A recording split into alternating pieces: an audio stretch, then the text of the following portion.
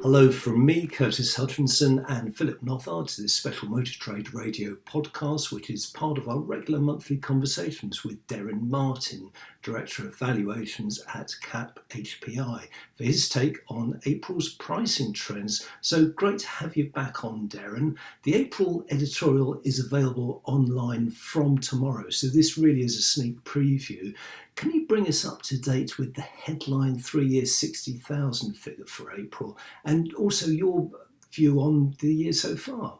Yeah, hi guys. So it's been a really interesting month, probably one of the most interesting and mixed months since I've been at CAP, which is last 9 years. It's been a 2.1% drop at 3 years 60, but probably more so than ever, that doesn't tell the whole story.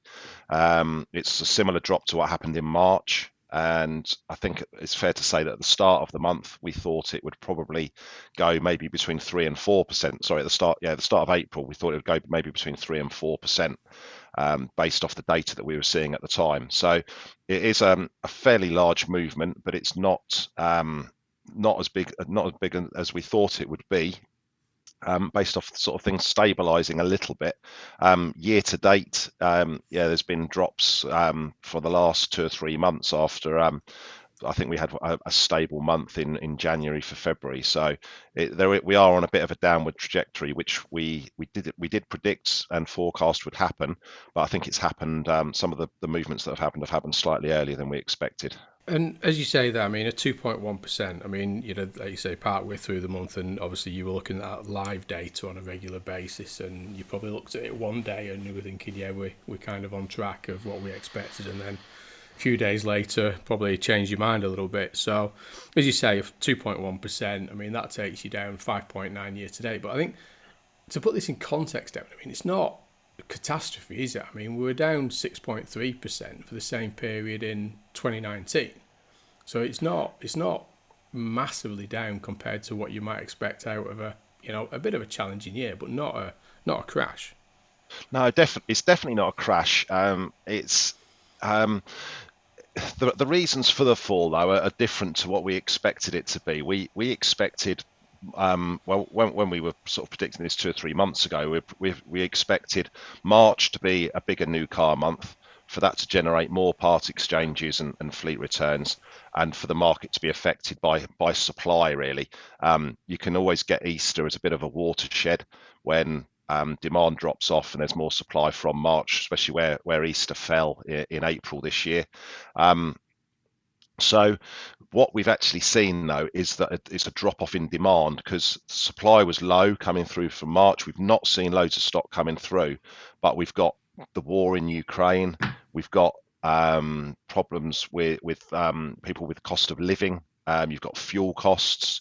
Every time you switch on the telly, there's more about the cost of living concerns. I think you've got people that are going on holiday over Easter, but also you've got people that are booking summer holidays. And maybe with the cost of living squeeze, they're having to make a bit of a choice. Do we go out and buy a car? Do we go on a holiday? Do we pay for a holiday for the summer? And a lot of people haven't been on holiday for a while, especially abroad. So maybe that's just sort of changing the dynamics of what people are spending their money on. So this is very much being led by retail demand being down, and then retailers then not going out and buying in bulk and buying much stock, and not necessarily being prepared to pay those previous high prices, which is why a lot of values have come down. But that 2.1%, as I say, doesn't tell the whole story, because we have moved certain models by more than that, and some have hardly moved. Some actually moved early in the month and then seem to have found that level and haven't moved since, whereas some have been moving steadily down through the month. And Derren, within that, what have dealers actually been telling you about their stock levels? Are there any noticeable trends between franchise independents and car supermarkets? Anything stand out for you this month? I think that the franchise dealers are in a better frame of mind. I would say a bit of a generalisation, but they've obviously got some cars that have been coming through from part exchanges from March activity. So I think they are performing better than some of the independents and the supermarkets. It's those that have been slightly more affected. They're not seeing the footfall. They're wary about going out and buying. And they, as I say, they don't want to pay those previous high prices. I think stock levels are just about okay. No one's really prepared to go out and buy a load more cars. It's seen as a little bit risky, I guess, in a falling market with if you stock up now and then values fall. So that's what's affecting price. We are seeing, as you always see when the market does start to fall a little bit, we're seeing that anything in sort of cap clean condition, nice spec, where there's not an abundance of them, they're actually performing okay still. But it's where there's a lot of them, and no one's really buying work at the moment. So those sort of grade 4s and 5s going through the auctions are doing the rounds a little bit and are having to go through a few times. It's also the auctions managing vendors' expectations. Some are reducing their prices to sell, some are not, and some don't feel as though they necessarily need to because they haven't got an abundance of stock. So I think it's probably quite lucky that there aren't loads and loads of cars in the market at the moment, because if demand had fallen and there was a lot of supply, then there would be a bigger movement down. And I suppose really, in terms of, before we move on to that, I mean, do you think at the minute the retail market, do you think we've got a bit of a lag in the marketplace between wholesale and retail, or do you think sort of retail are holding firm whilst just wholesale is sort of that struggling a little bit in terms of that demand? It's a bit of both, really. I think there are dealers that are reducing their retail prices. I personally feel as though they probably need to. It's a bit more, as we've been calling it, back to basics, really. They haven't needed to do that probably at least over the last year, when demand has been really strong. But now it's back to sort of the more normal behaviour, where maybe even pre-COVID, where if cars have been in stock for a long time, then they probably are not selling for a reason. So you need to stimulate a bit of demand out there, and you need to encourage people onto your websites, encourage people onto your forecourts, and then probably encourage them again to part with their money. So there are some movements in retail, but as we've seen throughout the pandemic, really, trade is moving first. So trade is definitely moving down and quicker. And then you've got retail, which is definitely lagging behind. So it's really important to check both, I would say now. Check your retail pricing and check what's happening in the trade and it's got to be live values as well, which I know we always push, but monthly values are very much out of date in a moving market. Last year it was because they were moving up, values were moving up, and this year it's because they're currently moving down. Yeah, and I think that's been a sort of a key message, particularly in that wholesale market, that those that are sort of holding on to a reserve price or an SIV and prepared to sort of not accept that bid and wait. And we talked to Andy Condy and David Billsbury on the podcast last weekend, and you can't wait now, because these vehicles, the values are going downwards. They're on that, as you said right at the start, they're on a downward trajectory now, albeit not heavily, but they are in that direction now. So the bid today could be the best bid, couldn't it? Yeah, you mentioned 2019 earlier, that this is similar to where we were in 2019. What happened in 2018, values went up, not by much, and certainly not by as much as they went up last year, but in 2019 there was a correction on that. And that's what we've predicted to happen this year, not to the same degree as happened last year, but this does feel a little bit like 2019. And what happened then was we had 4 or 5 months of drops of around 2 to sometimes 3%.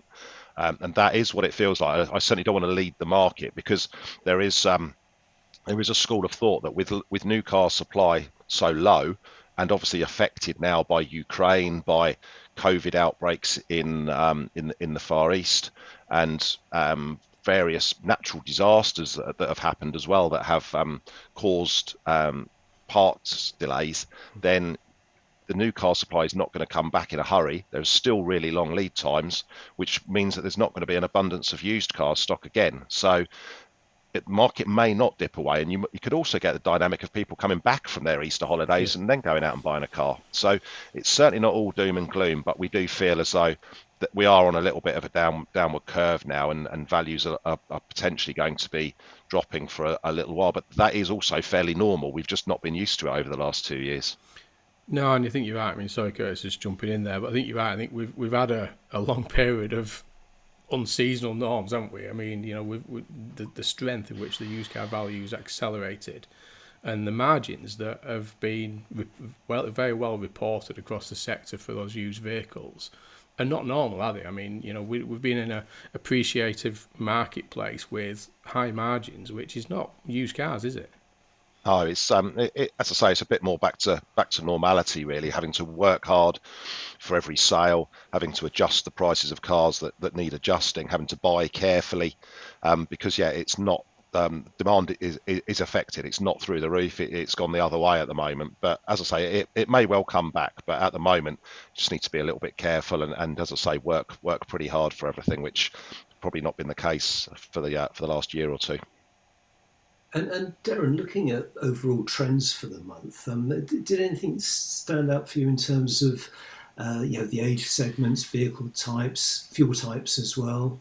So at 3 years 60, that 2.1% is a £370 on average drop. At the 1 year point, it's a 1.5% drop. So it was slightly less in percentage terms, which is about £450. At older ages, values dropped by 2.4 at 5 years old and 2.1 at 10 years old. So that's £270 and £110 respectively. So values have dropped across the piece this month, which older cars had previously been doing okay. When you look at price points, values under £20,000 all dropped by around 2.5% within sort of each £5,000 bracket. More expensive cars were actually under less pressure and they dropped by less than that. And once you get over £50,000, it was only sort of a small drop. So you're still seeing that those more expensive cars, where there's probably a more affluent buyer, are not as affected by the cost of living squeeze. But although we have seen some drops on some of the larger engine cars, where you're obviously got bad fuel consumption and there are high fuel costs at the moment. So you've got that sort of dynamic by price band. Electric vehicles have performed pretty well this month. At younger ages, so they've gone down. Sorry, they've actually gone up 0.3, 0.2, and at 3 year, that benchmark point, they're only down by 0.5%. So there's definitely obviously a consumer dynamic to consider electric vehicles. We've seen Tesla Model 3, you can't get one for a little while, so they've gone up in value. And there's definitely a correlation between if you can't get a new one, then you're looking at a used one potentially. The Zoe has gone up quite considerably as well. And that's sort of, I guess, consideration for an electric vehicle and a reasonably priced electric vehicle, because obviously they're at the cheaper end. So if you want to change and maybe it's your second car or something like that, then a Zoe has, and that's gone up by quite a few £100 this month actually, so around 8%. So there's definitely some strength in certain areas of the market out there. It's not all doom and gloom, as I say. I suppose you wonder how much the pump prices have made an influence on those EVs. Yeah, it has to have an impact, because I mean you can't avoid it, can you, when you're driving around, and even examples of people not being able to get diesel and things like that. So that might have to go to 3 or 4 petrol stations, which is anecdotally what we've been hearing. There is an interesting dynamic. I don't want to make too much of it, but diesel has come down. Diesel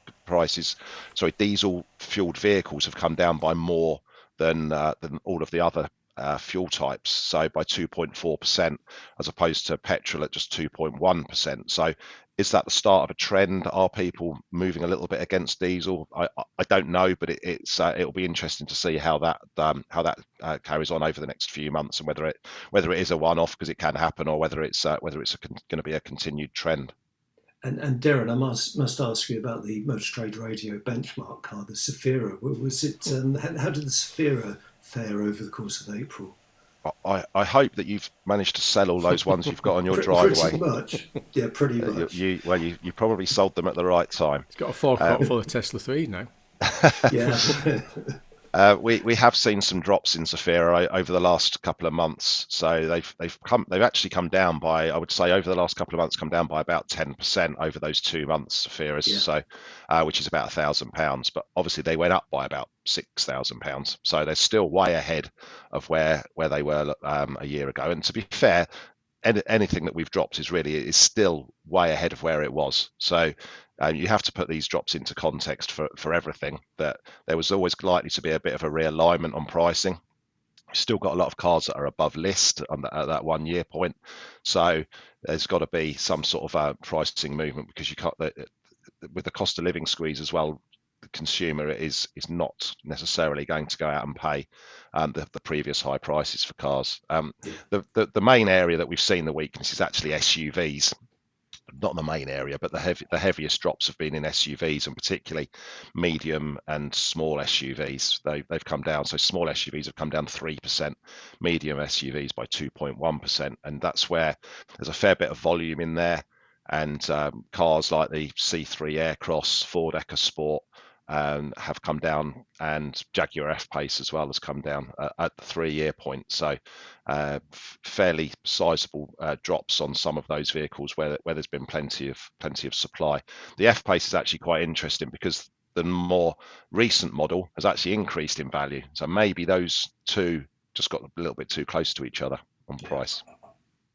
And I mean, we were talking before we started to record, and we were having conversations, both of us, right across the sector, where the doom and gloom, cup half empty, it's dead out there, etc. And the ones that believe that the market, this is a demand drop marketplace. It's we've got a lot going on. I mean, you mentioned it right at the start. Easter's early. You've got 2 or 3 bank holidays all close together. You've got Easter holidays, you've got cost of living, fuel pump price. There's a lot going on in there for the consumer to get their head around and prioritise at the minute. But clearly, I mean, I've talked about the 31 million fewer vehicles being produced in the last 2 years compared to the pre-2 years. So there's no cars on the horizon, is there? There's not a huge supply of vehicles coming. That this is a demand marketplace now. So what's the conversations, because there is 2 parts of the market at the minute, and we talked about obviously what your forecast was for the year, or your prediction for the year would be. Yeah, so it is really mixed. The view out there, the view from the auctions is quite mixed. The view in the data, so obviously we talk to a lot of people, but we also see in the data, and you can see there that there's been good days in sales, there's been bad days in sales, and that's the same for retailers as well. When you speak to them, they've had a good weekend, maybe followed by a bad weekend. As I said earlier, I think the ones that are working hard and are adjusting prices are probably doing okay. We've had calls with retailers, some of them with their heads in their hands, saying it's never been as bad as this. And you've got others that, when you sort of say that we're getting that view from some, they're a bit surprised and saying, no, we're working hard, but it's going okay. There is still demand out there. So we haven't changed our forecast on what we think is going to happen this year. I mean, very, very simply put, we saw values go up by about 30%. We think they're going to come down by about 15% this year. So they're still going to be ahead of where they were.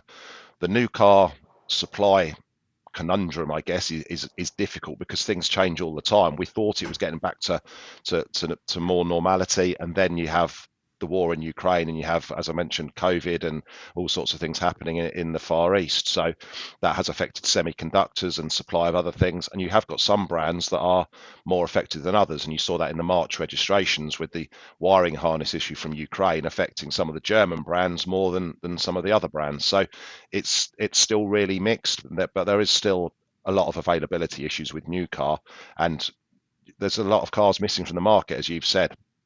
There's been a lot of cars that haven't been registered. They're never going to come back. So there is going to be a shortage of cars for a while. So if demand does go back up, then it could lead to some more stability in pricing. And we are a very robust nation, aren't we? We will get used to the cost of living squeeze, and it will ease over time. But at the moment, demand has just dipped a little bit. Well, look, Derren, many thanks for coming back on the podcast. And just a reminder to listeners, the April editorial is available at CAP HPI's website. So that's cap-hpi.com. Derren, do come back again next month to let us know how May panned out. And meanwhile, catch Philip and I for a roundup of the week's headlines on Saturday morning, live wherever you are on your podcast feed. Many thanks and goodbye from us. Thanks, David. Okay, thanks.